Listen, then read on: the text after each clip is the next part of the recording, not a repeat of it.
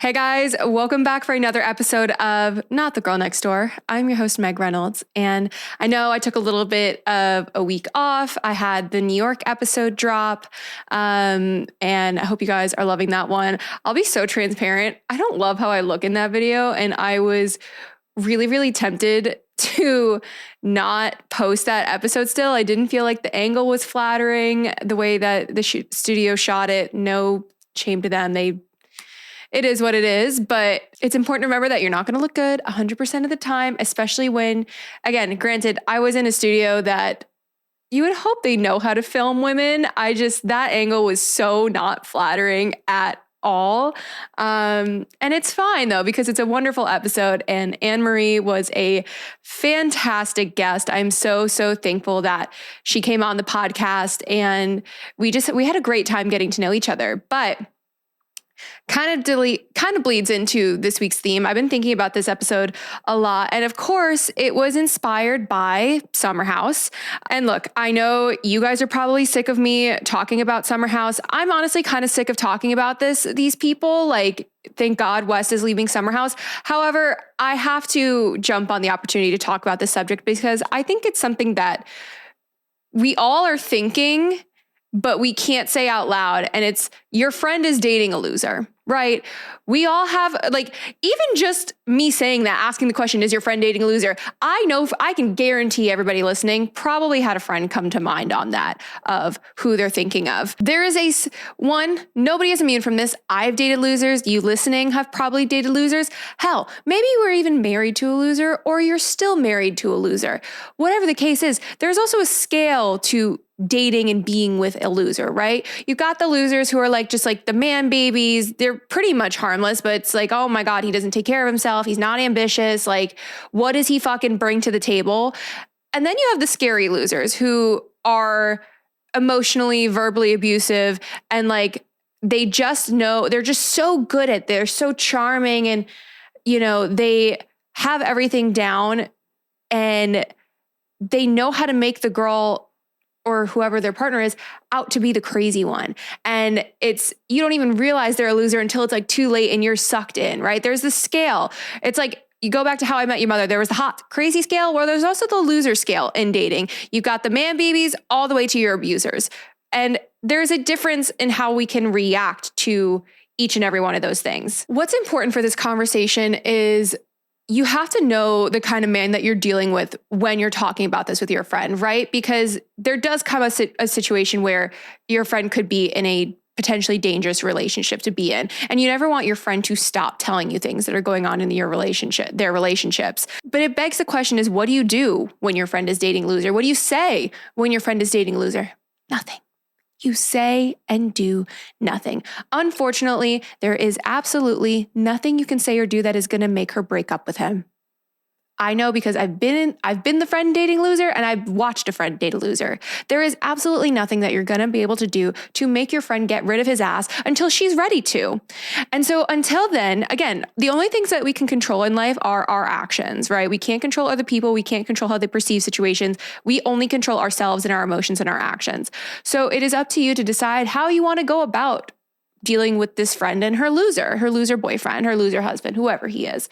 Like, there's a scale, right? Because again, it's very different if she's dating a man child who's just like sucking the life out of her versus an abuser who's probably going to take the life out of her. You know what I mean? Like there is a scale to these things. And so if your friend is dating a loser, we hope and we pray and we plead with the universe and God, whoever, we get an Etsy witch to make them break up, right? And so the day comes that Etsy witch did her magic and she finally leaves his ass. This is where your role comes back into play, right? And this is where you need to establish if you want to be waiting in the wings when your friend gets out of that relationship. Because here's the thing.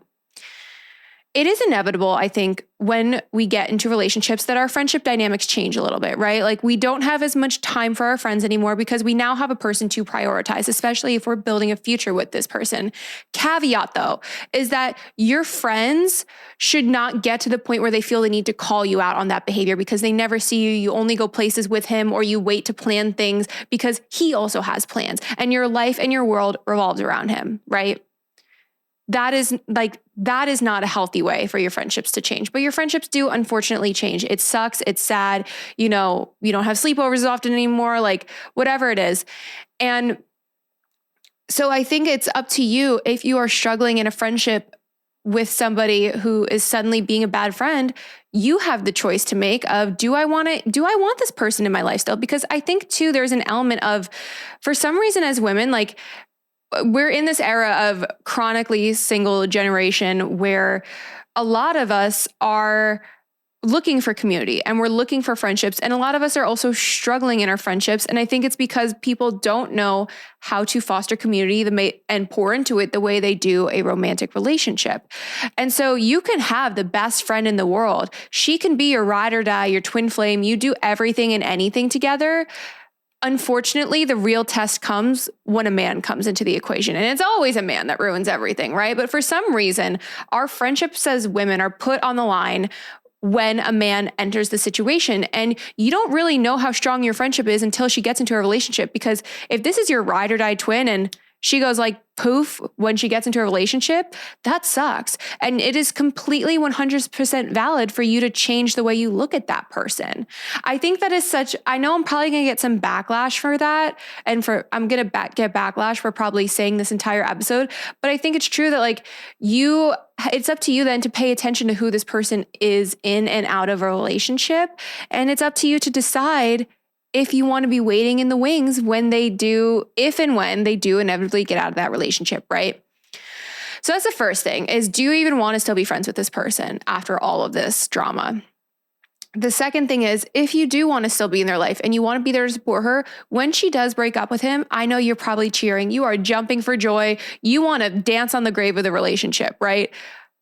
Do not say any of that. Don't say I told you so. Don't sit there and congratulate her. She's probably heartbroken. She's probably devastated. She could also be feeling really confused and alone and questioning herself and just all of these things. What you do need to do is just be there to support her. And I think here's the thing. Here's the kicker too of this is sometimes people are not in a place to even accept your help and support. And it's really sad. Some people will self-isolate when they're going through things. And again, it's on you to decide if you'll be there waiting when they're ready. I'm not going to sit here and say what is right or wrong because there is so much nuance and so much, so many different scenarios that play out here. But the key is when your friend is dating a loser, you can't rub it in her face that you were right. So when your friend finally walks away from the loser, I remember when I got out of the relationship with my loser, one of the things I've talked about this before on the podcast, how my best friend was like, where have you gone? He has stolen your sparkle. And that was like one of the moments that woke me up. I broke up with him. I still got back together with him one more time after that.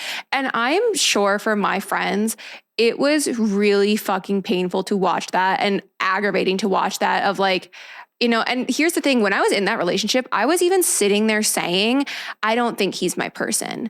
And your friend who's dating loser probably knows deep down that this is not her person, but there is a wound within her that just wants to make it work so badly. That's how it was for me. It was again, all my unhealed trauma, my daddy issues, all the things. I just wanted to make it work. And that we think that's what love is just making it work, but it's not. And these are lessons and things that someone has to come to the realization on their own. And so if you're listening to this and you're thinking of that friend who you're watching her struggle so badly in a relationship, all you can do is be there to lend an ear. All you can do is listen to her bitch and moan about the same 5 problems time and time again. And I think back to one of my best friends from childhood, from high school, who this was the exact scenario. We're going way back here, 2023. She'd been dating him for, I want to say like 4 or 5 years at this point. Like we truly thought we were going to be planning an engagement. And then the cracks started forming and she started telling us about it. And it all came to a head when we were on our group trip and she just had an explosion and nothing you could say, everything was taken as an attack. And she was acting in ways that I would say was emotionally cheating. And I called her on it and she did not like that. And again, once the dust settled and we were removed from that and she was calling me again, she's like, I'm just not ready to leave. I'm just not ready to leave. And I was like, hey, I get that. You got to do it on your own terms. I was like, but how many times are you going to call me about the same 5 problems? And because I said to her, I was like, at this point, it's very clear this is not going to change. And this is maybe something you say to your friend is like, look, I love you. I will be here to support you. But how many more times are you going to call me about the same situation, about the same problems, knowing that they're not going to change? Because at this point now you're choosing this. You're choosing the problems. You're choosing the suffering. I know you love this person. And that's why I said, I was like, I know you love him, but are you still in love with him? Because there is an element of that too here, is you can still love somebody, but no longer be in love with them. And you're just trying to salvage the relationship that, again, that was 5 years of her life. Of course, it's not going to be easy to walk away from that. Of course, it's not going to be easy to walk away from building a future with somebody. But he was a loser. Okay. She was paying most of the bills. He wasn't picking up after himself. And I'm not saying that he was a loser because she was paying most of the bills. What made him a loser was because she was paying all the bills and then still having to do all the cleaning, all the cooking, all the errands for the household. She kept that household running. Her life has been so much less stressful since she got rid of his ass. And yet the only thing that's really changed is he is no longer in the equation. And I still have a lot of love for him. Again, he became a friend of mine, but there is something about it that I was like, dude, you're kind of being a loser. Anyways, all that to say, when they finally get to the point that they're ready to leave, it's going to take time too. Like they'll have that realization. And then for her, she had the realization and it was still like another 1.5 years until she actually broke up with him. And again, it was hard to watch as her friend. It's hard to watch as someone who knows how much love she has to give and knows what she could be capable of outside of this relationship. The problem is it's her time, not mine. It's her life, not mine. I have no skin in that game. Do I care for her? Of course. Are we best friends? Of course. But it's her life, not mine. And so I think if you're a friend who's watching your friend date a loser and you're feeling incredibly frustrated with her, I think why you're feeling frustrated is because you're putting yourself in her shoes. And now is not the time to do that. Now is not the time to be like, well, this is what I would do in that situation. And this is how you should be acting. It's like, well, this is what you would do, right? And we all think that's what we would do until we're actually in it. Because again, we've all probably dated a loser. I know I did. And so now that once I got out of that relationship, I'm so much more tough love with my friends because I'm like, you watched what I went through and now you're going to do the same shit. I think the fuck not. And I've said it before and I'll say it again. I think that's like my catchphrase at this point is that I've said it before and I'll say it again, but it's true. Your good friends are going to tell you what you want to hear and your best friends are going to tell you what you need to hear. And this is why too, you need to consider if a friend is dating a loser, what role do they play in your life? Are you guys the kind of friends that you can have these honest, vulnerable, tough love conversations? Or are they more of like a convenience friend, a situational friend, a group friend? Because then it may not even be your place to say something and be there for her, or it could bring you guys together. Again, every situation requires such nuance, and that is a topic that the internet that's a topic that the internet tends to lack these days is the idea like, hey, there is nuance to everything in the world. It's not just black and white. Just like with dating a loser, it's not black and white.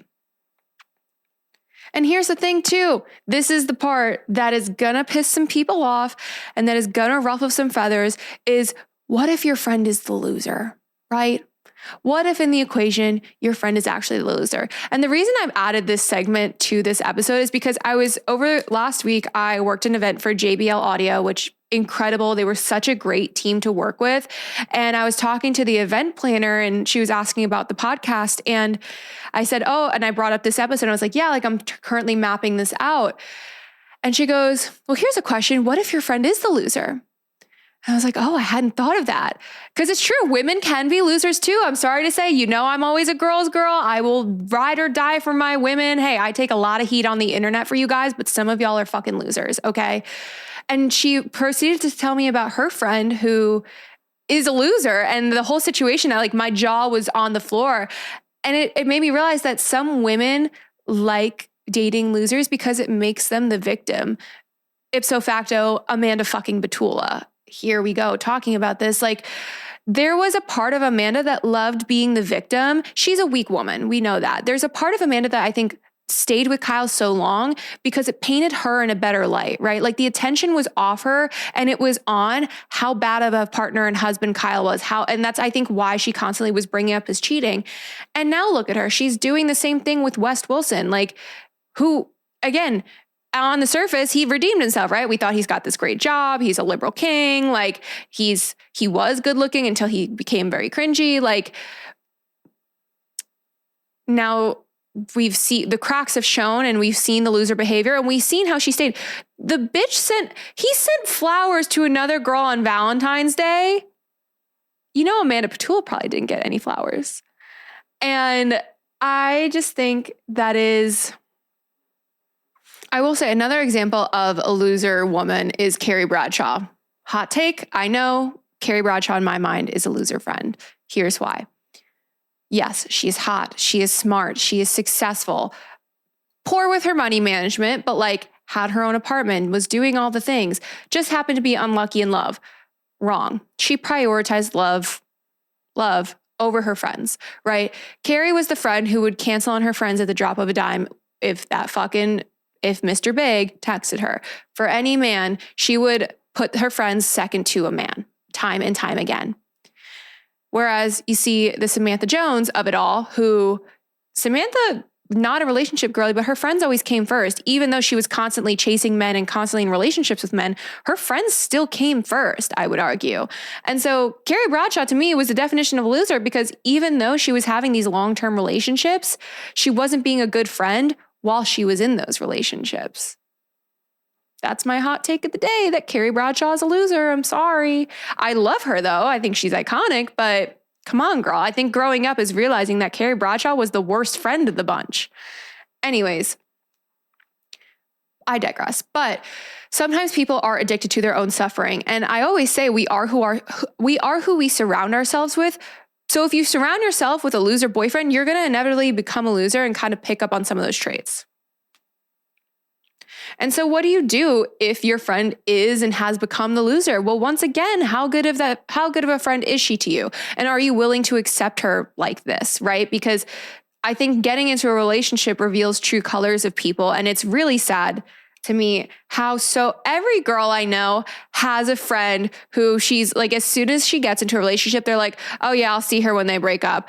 I don't want to have friends like that in my life. Like, but if people are willing to just accept that that's how it is, be my fucking guest, I guess. But I don't fuck with that mindset and I don't fuck with that behavior. And you know, I think back to even in college when I got out of my 3-year relationship, I still had my friends there after it, even though I spent so much time with him. And I definitely prioritized that relationship more than I should have in college. And I think I will say that's my one regret is I was still with my friends a lot, but not being with them more, I think is my one regret from college.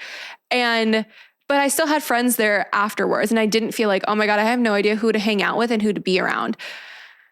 All that to say, if your friend is the loser and acting like a loser and picking up on these things, there's 2 things you can do, right? You either got to accept her or you got to call her out on it. It's not fair to her that if you get resentful and you just shut down and shut her out, especially if she is a good friend. I think it's, again, have the conversation once, twice, 3 times. But if the pattern of behavior is not changing, you're choosing to accept that about your friend. And if your friend is being a shitty friend, this is going to be a hot take. If your friend is being a bad friend when she gets into relationships, I think it's perfectly okay to no longer be friends with that person if that's something you want to do. Because at the end of the day, like our friendships, our platonic relationships are some of the most formative, life-changing relationships we can get to have in our lives. And to treat them as disposable just because you've gotten into a romantic relationship is loser behavior, frankly. And I think it does show a lot about a woman, how she behaves when she gets into relationships and how she treats her friends when she gets into relationships. And just like with men, there's a scale of being a loser woman, right? There's I just disappear because I love my man down bad, to all the way to the Amanda Petulas and Carrie Bradshaws of the world that it's like, I would step on a bitch's neck for a man. Okay. There's a scale to that as well. And I am not perfect here. I am not coming from a moral high ground place, because this is the other thing too with this whole conversation is our generation has this obsession with morality, obsession with having the moral high ground, being the better person in the situation, being the right, I'm in the right. We all fuck up and we all make mistakes. And to act like you don't is so hypocritical, and no one should ever trust you. And I hope like you guys understand me when I say I've definitely fucked up in relationships. I definitely fucked up in friendships. I am not perfect. I am probably actively fucking up in friendships and relationships, and I don't even know it until I have that conversation with people. I am not perfect. Life is not perfect. I think the only relationship that I want to have it's complicated with is life. Okay. We all have that relationship status with life, but getting into a bad relationship is not a moral failing. And I know somebody out there needs to hear this so badly, because for a long time when I was dating my loser ex, I thought like it was the biggest failure of my life that I stayed with him. And like, I really thought it was the end of the world, and like I was the worst person. And I had this such guilt and shame about it. And I think that's part of what kept me going back is like, and this again goes back to the Amanda and Wes Wilson of it all, where people were like, well, you fucked up this badly. That relationship better work out to make it worth it. That is how I felt when I was dating my loser. It was like this, like I almost wanted to force it to work because I was sacrificed and lost so much already by being with him. So much of my dignity, my sense of self, my everything, it cost me so much already. The price was so high of that relationship that I was like, it just has to work. And so being in a bad relationship, it is not a moral failing. Your actions may be questionable, and you may have a lot of, apologies to make once you get out of that relationship, but it's not a moral failing to be in a bad relationship, to be dating a loser, to stay with one. Hell, I would argue even to marry a loser is not a moral failing, because I don't think it's, and this is why I'm saying like they say love makes us do crazy things. I don't think it's love that makes us do the crazy things. I think it's our inner wounds that the love is either activating or placating. Like, it's not love, the feeling, that makes us act absurd and do these wild things. It's our own inner wounds that are not unhealed or that are being triggered in the relationships that are what make us do the illogical, crazy things like stay when we know this isn't our person. So love the feeling is just a scapegoat. Is it frustrating to watch your friend date a loser? Yes. Is it annoying as fuck? Yeah. It's not a moral failing though, because that shame around the loser, like the shame and guilt that comes with knowing you're dating loser and knowing you're dating in a relationship that's not right for you. I think that's what keeps people in those relationships a lot of the times, is the fear of the judgment and just like the things that they don't want to hear. And I think, and I'm guilty of this too, is like having to be kinder sometimes. But I want to tell you guys a story of a friend who I knew was dating a loser, and a friend who I knew was dating someone who was not right for her, who wasn't her person, and how that friend and I are ultimately no longer friends because of that relationship. And this is from my perception. I am sure that she probably has a different perception, but we're about a year removed from it now, and a little over a year removed from it now. And the cracks started forming as soon as she started dating him. The age gap aside, there were so many red flags, again, trying to protect her privacy still.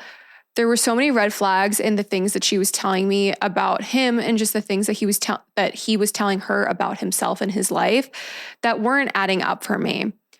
And of course I raised those concerns, and I was, this is my person who I feel like I can tell anything to. Of course I'm going to have concerns. The big blowout for me was when him and I got into a disagreement, and she saw no issues with his behavior in that situation. I apologized for my part in it, but I got no apology from him for his reaction. And she even sided with him, being like, you have to understand, blah, blah. Just, again, he had a total man baby temper tantrum. He could be my father, and yet that was the first sign to me of like, okay, our friendship was on the rocks, let alone the fact that, this was somebody who, if I didn't answer her for 3 hours, my phone is being blown up, to now I can't get a hold of her for a week. And because she's telling me that he's making comments about how often she's on her phone and to not be on her phone around him, like isolating her. And so I could see the writing on the wall of the danger that this relationship posed. And for me, I knew when they broke up for like overnight, literally overnight. And she called me, she's like, I'm done. I'm not doing this. I don't want to do this for the rest of my life. And I gave her my honest opinion, like she asked, of the situation. And I remember explicitly saying, I swear to God, if you get back with him and make me look like an asshole for saying all this, I'm going to be pissed off. She literally, not even 12 hours later, they were back together. And just was willingly looking over past every single thing, because and this is where my friend was being a little bit of a loser, is that she just so badly wanted to be in a relationship and wanted to be loved and wanted to be settled down, that she didn't care. Basically, in my mind, she didn't care who it was with, because when she spoke about him, it was never under the guise of like, I'm so in love, I'm so happy. Like, it never gave me that vibe. But then again, they moved in together so quickly, and just like all of these little things that I was like, the writing is fucking on the wall here. I already know I've lost my friend. And came to find out some other things of her speaking poorly about me, but we had one last conversation and never spoke again. And it makes me sad to this day, and it sucks to this day. But again, for our entire friendship, that friend was single. And so for our entire friendship, I had this ride or die best friend who I could call day or night. She drove hours through the night to come surprise me on my birthday because I was going through a hard time. Like, she was such a good friend until a man entered the equation. And that to me is loser behavior. And bring back calling people losers. I'm sorry. This episode is so aggressive. I'm actually not sorry about it. But as I'm calling other people out, I have to call myself out, right? Because I would be a hypocrite. I didn't. So I wrote down a list of things my loser ex did when we were together, where I still stayed after these situations where I should have left, but I stayed or got back together with him, knowing all of these things. And mind you, we broke up in 2021. I did not get this man out of my life until 2023. He has been out of my life since, and he still tried to contact me this summer. But remember, guys, I'm the crazy one. And here's the thing too about that relationship is, I think for some reason, I think it's almost good for the plot, good for the character development, for every woman in her early 20s to have a relationship that basically drives her batshit insane, reveals all the things that she has not healed and all the things that she needs to work on. You go insane for like a year after that. I mean, hello, I started a podcast, and like, I had no business starting a podcast. I didn't know what the fuck I was talking about at 23 years old. So if you've been around since then, thank you so much for still being here and putting up with me. But I just think that it's really good for the character development, and then you will never repeat that relationship again. I mean, there's a reason I have been single for 5 years since. Have I tried dating? Yes. Have I met any man who it's worked out romantically? No. And there has been times that I've been the one to edit, and there's been times that he's been the one to edit. Because here's the thing too, a majority of the dates you go on, they're not supposed to work out. You're not supposed to go on a date and boom, that's my person, I'm good, one and done. Like, we, again, all want everything so instantaneously, and forget that dating is, it's like interviewing for a fucking job. I don't want to compare it to that, but like, you're not going to get it right on the first time. And so a majority of dates, they're not going to go anywhere because you're going to realize you're incompatible with that person. And that's how it should be. Okay. It shouldn't be this like, yep, got one. I'm great. I'm set. Woo. I got a boyfriend. No, because you probably chose a loser, right? Anyways. So here are the things that my loser ex did, and I still stayed, and it made me a loser. Here we go. I'm going to start off light, and they're just going to get more and more unhinged as we go on. So first things first, comments on what I was wearing. Even in past Instagram posts, like from college and stuff, would just make comments about what I was wearing and how could I dress like that. First red flag. The next one was accusing me of cheating or trying to get male attention at the drop of a dime. Not even just like, oh, you posted that on your story, you want attention. No. I'm talking like accusing me of cheating for having a personal trainer and for having like a male gynecologist, for going to get a Brazilian wax, being like, who are you doing that for? Literally, I couldn't even like breathe next to a man without this man thinking I wanted his attention and I wanted him in my pants. Like, I don't think like that. Maybe I should have paid more attention because he's the one that cheated. Anyways, this was a good one. He accused me of using him for his money because I had Chinese food leftovers. I made more money than him. He paid for Chinese takeout. And again, you get a little bit of this, you get a little bit of that. That's how we did it in my household growing up. You always loved Chinese leftovers for lunch the next day. I think I had like fucking lo mein and sesame chicken leftovers. And he got pissed saying I was using him for his money. I made more than him, and he was practically living with me in the apartment that I paid for, where he did not contribute anything. I digress. This is going to kind of sound weird, but stick with me on it. He was diminishing my whimsy. And by that, I mean, like, he would just make comments about everything from my little affirmation Post-it notes that I had on my mirror at the time to the way I decorated my apartment, which again, I paid for. Just everything, like, was just trying to stifle me in every single way that he could. And eventually he succeeded in doing that. He picked a fight every single time I went out with my friends. Anytime I had anything going on, really, he picked a fight. He even picked a fight while I was at a memorial service for a family member. From shit like 3 weeks ago that he was just holding on to, waiting for the time to pick the fight. Same thing. Even after we broke up, I went up to Syracuse. This is the kicker. I don't even think I've ever told the story on the podcast. This is such loser behavior. So after we broke up for the fourth and final time, where he said to me, oh, I realized I don't love you. I'm just doing what I have to do to keep you around. Love that. I went up to Syracuse, had my fake graduation, COVID makeup grad, whatever you want to call it. And he starts messaging me about another girl, saying that he's falling in love with her, blah, blah, blah. And I go, how long have you guys been together? How long have you been talking to her? He goes, I don't know, like a couple weeks, about a month. I said, we broke up a week and a half ago. And he goes, well, excuse me, I thought we could be friends. Brother, you just told me you were cheating on me for the last month of our relationship. Sick. Anyways, loser behavior. Oh, this was funny. He went through my texts on my laptop while I was at work, and he only got access to my laptop under the guise of he needed to study for his exam.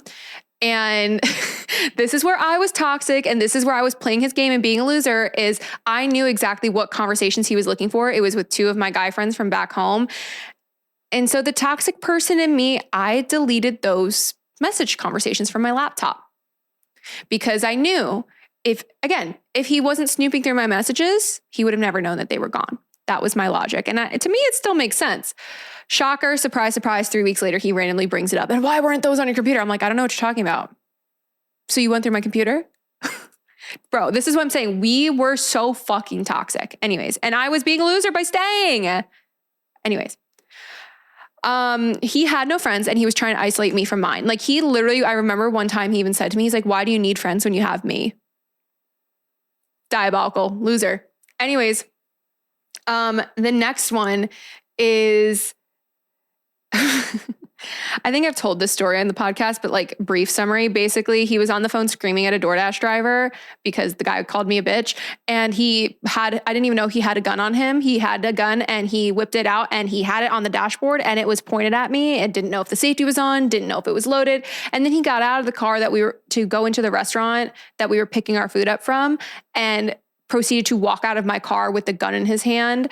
It's really not funny. I was in such danger in that relationship, but like, he walked out of the car and like, it's really not funny. I'm laughing because I'm like, I can't believe I was in this situation. And I had to scream at him to like, leave the gun in the fucking car. Cause I'm like, you're about to walk into a damn Chili's holding a gun. Are you actually insane? Anyways. And then of course, I've told the story on the podcast before. He thought it was funny to joke about having sex with me in my sleep. That one I trauma blocked out though. I didn't remember that. I still don't remember him actually saying it. I just know he said it because he told me he said it and still thought it was funny. And that was when I finally realized like, oh, you suck. Anyways, I digress. This is really not funny. Here's the thing though, is I stayed in that relationship because I was being a loser. I thought that that's what love was. And it was my own inner wounds and everything about myself that I was sacrificing to try and make this relationship work, to just because I thought that's what love was. And I thought this was kind of the kind of love that I deserved, until I got out of my own shit and fucking confronted my victim complex and all these things about myself that I had spent so many years running from. It wasn't going to change. And so your friend that is acting like a loser, she has a lot of inner work to do. And not everyone is able or willing to look introspectively like that. And then it is on you to decide as their friend, if you want to help them through it, if you want to be there to support them, if you just want to change the dynamics of your friendship and maybe you're not as close as you used to be, whatever it is. But you cannot make your friend stop dating a loser, unfortunately. And also, hot take too, just because you think they're a loser, maybe they're not to your friend. There's a scale. But this is the dilemma of modern women, right? Is dating is hard. I don't want to say because of women, but it is because of women, because we're no longer willing to settle, right? So the rules of society have changed, and we as women have been liberated. And so you would think that means we can choose better matches from a place of compatibility, but now it just feels like there's two options of stay single or date a loser. There's no in between, right? That's how it feels to a lot of women in modern dating. And that's why you hear a lot of women saying like, I'm not dating right now. I'm not focused on dating right now. And there's all those memes of like, oh, I'll see you in 6 weeks because I've got horseback riding. I've got needlepoint, like all these things. We're pouring into ourselves. And so, and I understand, like, not all men are losers. Not all men are losers. I have so many guy friends who I would set up with women in a heartbeat because I love and adore them so dearly. They're not my person, but I know they will be a great husband and partner to somebody else someday. And those are the only kinds of men I want to surround myself with. So not all men are losers, but unfortunately, when you're on dating apps like Hinge and Bumble and Tinder, that's where the losers, that's the pond they want to sit in because it's easy. It's, you can't spot these things right away. If you're sitting here so sad that you haven't found your person yet, or maybe that you don't have kids yet, I just want you to ask yourself, who of your past relationships would be a good husband and a good baby daddy? Who? Which one of them? Probably none. I would argue mostly none. Maybe you were the one that was a loser and fucked up the love of your life. And to you, I'm sorry. I hope you learn and grow from it. But for the most of us listening, who of your exes would be a good baby daddy? Probably none. I know for me, I don't want any of them as my baby daddy. I'm good. Been there, done that, got the t-shirt. I'm okay on that one. But who you marry isn't just about who you're going to spend your life with. It is the person that is going to be the father of your children. It is the person that is going to take you through the death of your parents. It is the person that you're going to have to go through so much suffering with. And that's why I always say I want someone who I can suffer with and suffer well with, because I know that they're going to go with me through some of the hardest times, that there's going to be times that I fuck up and I'm going to need them to hold grace and space for me and vice versa. It's somebody that, you need to choose who you marry like your life depends on it, because it very much will. And I'm not just talking about the whole in sickness and health thing. Like, women are more likely to be victims of violence from somebody that they know, more than likely their husband. And so as much as men are the protectors, women need protecting from them. You need protection from, like, your husband should be protecting you from himself, from his own anger, from his own, worst parts of himself. Like, especially, like, your life may truly depend on who you marry. And it determines your quality to life. It determines everything about your life, who you choose to settle down with. So I think it makes sense that women are so resistant to just settling these days, because we don't need you for your wallet anymore. You think men would love that because of how much they love to call us gold diggers. We don't want your fucking money. Some women do. I would argue a majority of women do not.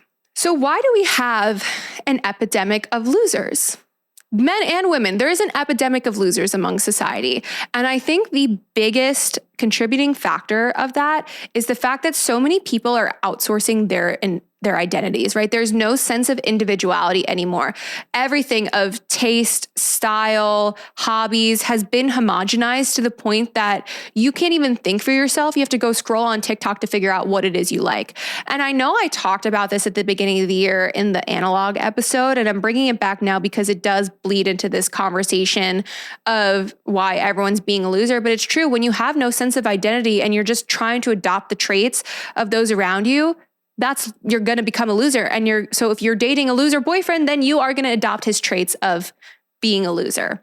Basic math, people. Come on, keep up. Identity is an inside job. You can't just outsource it. No one can tell you who you are more than you can do so for yourself, right?